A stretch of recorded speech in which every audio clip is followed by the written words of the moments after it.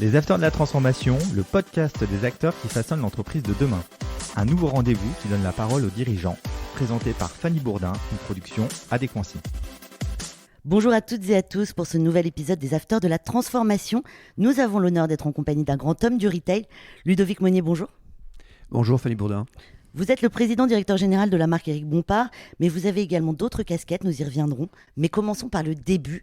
Vous avez un parcours incroyable, pouvez-vous nous en parler ?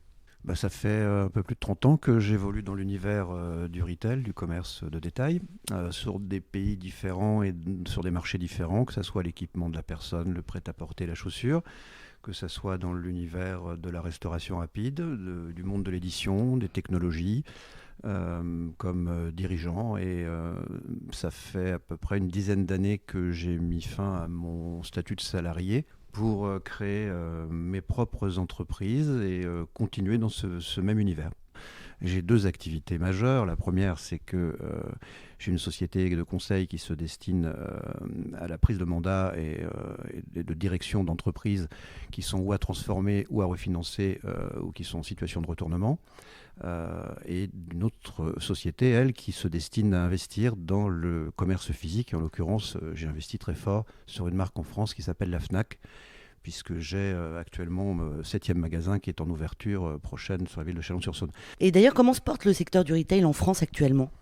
Il varie beaucoup en fonction des marchés déjà, il varie beaucoup en fonction des secteurs, il varie aussi en fonction de la résilience des entreprises et de leur position financière, de leur stratégie et de la façon dont elles ont anticipé ces différentes années que nous venons de passer, de crises successives, qu'elles soient sociales ou sanitaires. Quel est l'avenir du commerce physique ? Je crois à l'avenir du commerce physique. Ça dépend comment il est appréhendé et la clé du succès du commerce physique prend appui sur la façon dont le virage digital a été négocié par chacune d'elles finalement. Et donc, quels sont les défis que le commerce physique doit relever, hormis le e-commerce dont on parle actuellement ? Je pense que l'avenir du commerce physique passe par la proximité avec le consommateur.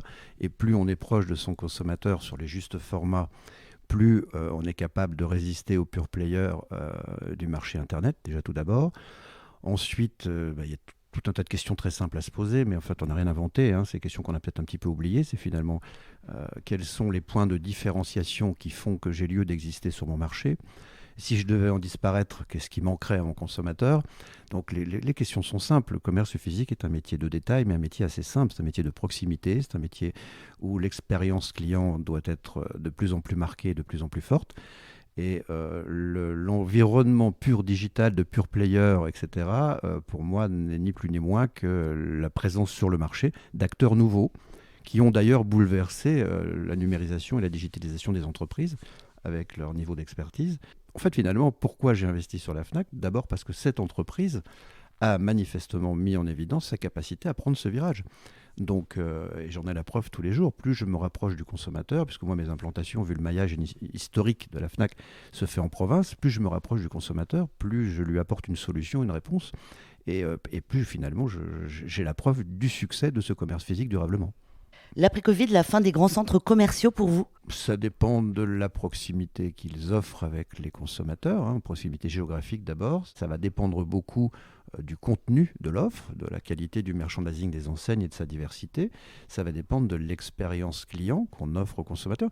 Si ce sont que des lieux de consommation, d'équipement et de transactions, je pense qu'il n'y a pas de futur.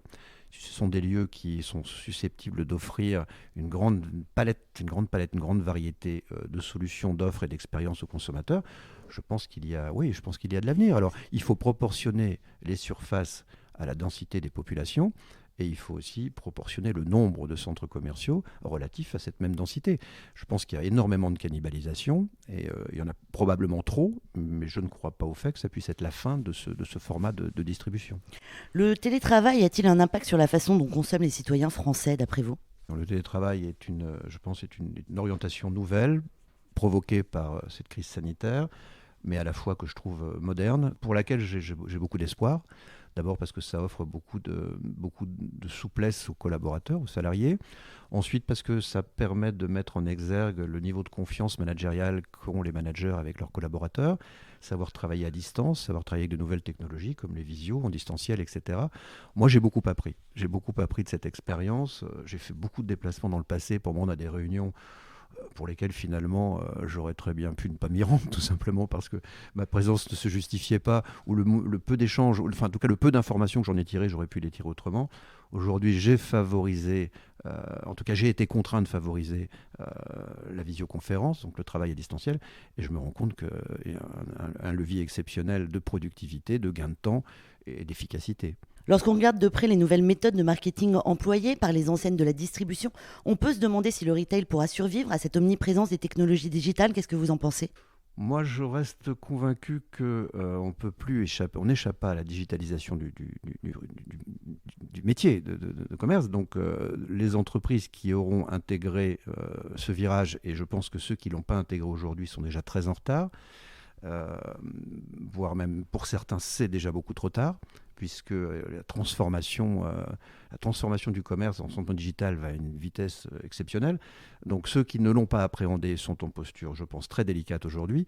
Ceux qui l'ont bien appréhendé ne doivent pas se relâcher. Voilà. Quelles sont les clés du succès ? La dimension globale, omnicanale du commerce physique est la clé d'un succès durable. Maintenant, il y a d'autres éléments qui rentrent en vigueur dans l'attente du consommateur aussi, parce que tout ceci est aussi conditionné par la maturité du consommateur et ses attentes.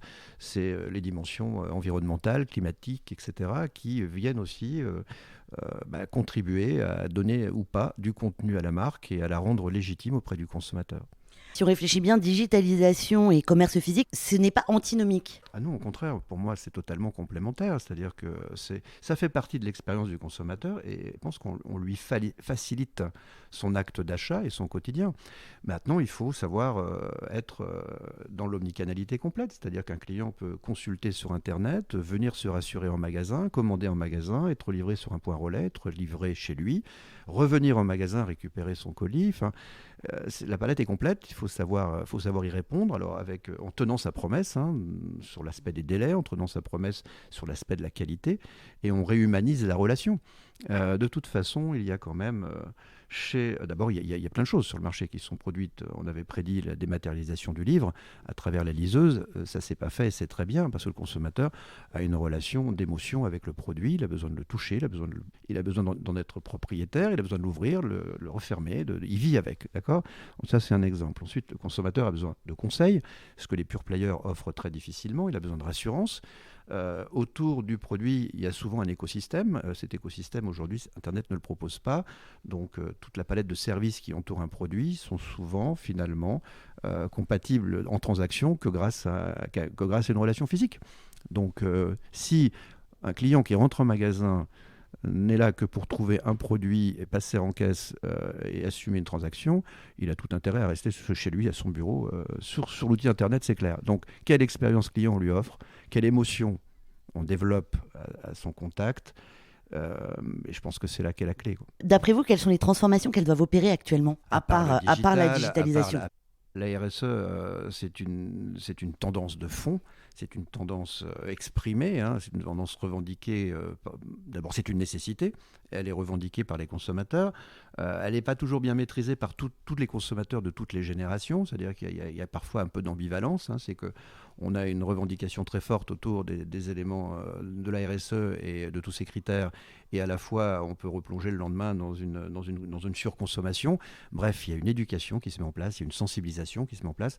Mais quoi qu'il en soit, je pense que le lead est entre les mains des dirigeants, entre les mains des entreprises, et il y a un vrai chantier à mener. Il y a un vrai chantier. Mais ne soyons pas dogmatiques. Je vais vous donner des exemples de certaines villes de France qui interdisent les voitures, qui donc de fait viennent mettre un frein énorme sur la survie des commerces de centre-ville, tout simplement parce qu'elles n'ont pas offert les outils de substitution, les moyens de substitution à travers le transport en commun, les parkings, etc. Donc oui, il y a une nécessité. Maintenant, c'est un chantier de transformation. Et un chantier de transformation, il ne se décrète pas. Un chantier de transformation, il s'accompagne. Un chantier de transformation, il s'explique. Et il doit être nourri de tout un tas de moyens de substitution qui permettent justement à ce que ces idées qui sont très belles aient du sens pour tous et puissent apporter finalement une solution durable et non pas, comme on le constate parfois et à la fois souvent des blocages qui désertifient les villes et qui tuent le commerce. On veut soutenir le commerce physique et on lui met une multitude d'obstacles sur son chemin. Donc non, c'est en cela finalement qu'on fait fuir le consommateur et qu'on le renvoie sur ces outils purement digitaux. Vous êtes un grand homme du retail. Les tendances émergentes du secteur dans les prochaines années, dans les 10 prochaines années par exemple, hormis la RSE, hormis la digitalisation, vous pensez qu'on va tendre vers quoi ? Je pense d'abord que les enseignes en tant que telles doivent réviser leur format. On a travaillé avec une multitude de points de vente sur des formats parfois beaucoup trop grands. Donc il y a eu une cannibalisation des enseignes en tant que telles, c'est-à-dire que quand vous développez le commerce digital, vous ne créez pas un nouveau marché, pas forcément en tout cas, vous venez cannibaliser votre commerce physique. Donc il y a déjà nécessité de repositionner son réseau physique et le nombre de magasins, premièrement.